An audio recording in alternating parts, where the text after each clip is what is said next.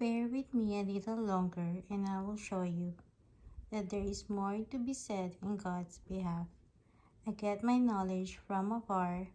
I will ascribe justice to my Maker. Be assured that my words are not false. One who has perfect knowledge is with you. God is mighty, but despises no one. He is mighty and firm in his purpose. He does not keep the wicked alive, but gives the afflicted their rights. He does not take his eyes off the righteous.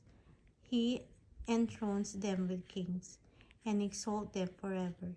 But if people are bound in chains, held fast by cords of affliction, he tells them what they have done, that they have sinned arrogantly. He makes them listen to correction and commands them to repent of their evil.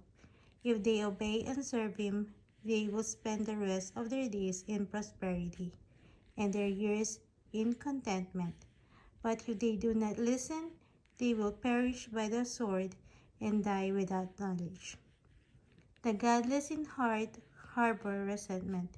Even when he fetters them, they do not cry for help. They die in their youth among male prostitutes through the shines. But those who suffer he delivers in their suffering. He speaks to them in their affliction. He is wooing you from the jaws of distress, to a spacious place free from restriction, to the comfort of your table laden with choice food. But now you are laden with the judgment due to the wicked. Judgment and justice have taken hold of you. Be careful that no one entices you by riches. Do not let a large bribe turn you aside. Would your wealth or even all your mighty efforts sustain you so you will not be in distress?